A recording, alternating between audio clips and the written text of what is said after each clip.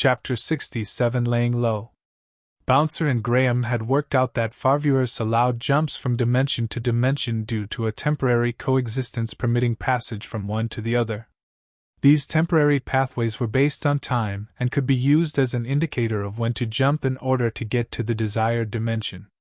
So far they only knew the time required to travel to one of two Earths, number 1 and number 2.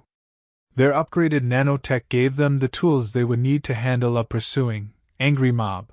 But if they were to fully understand what they were capable of, they needed to stay ahead of an angry mob until they could use the developments the nanotech offered. They were going to need many more places to jump to. So are you saying we just keep portaling until we have an address book of places to jump to, places where we can stay ahead of whoever tried to catch us, somewhere we can finish training with our nanotech? Asked Graham. Pretty much, Graham, pretty much. We just have to work out how to get from dimension to dimension, replied Bouncer. But we don't really know what the rules are. How are we to stay safe? Be careful, replied Bouncer, with a shrug of his shoulders. Be careful. We need more than be careful, Bouncer. We need determined action, we need intention, we need some rules. Rules are good, interjected the nanotech.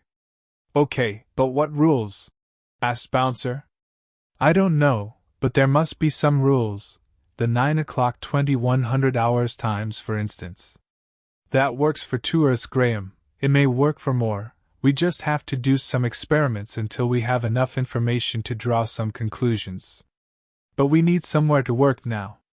Somewhere they won't find us, somewhere we'll be safe, explained Graham.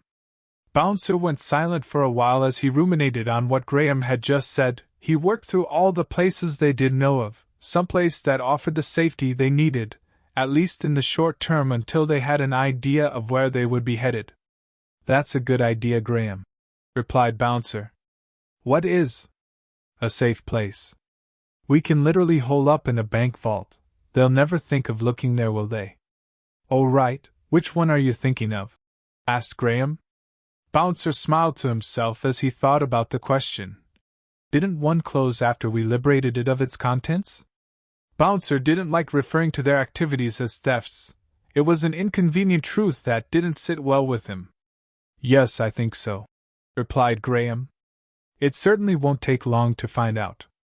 At the very moment Bouncer conceived the idea of reusing an essentially abandoned bank vault, Detective John Sargent felt a cold rush run over his skin. Looking round for open doors or windows and finding none left him with only one conclusion: his keen investigative senses were being played. Frank? Shouted Detective John Sargent across the room. Where are with those strange bank jobs?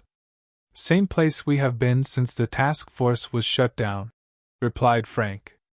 I think we may have to open the book again, Frank. I have a feeling in my water. Sure it's not something you've eaten? Smiled Frank.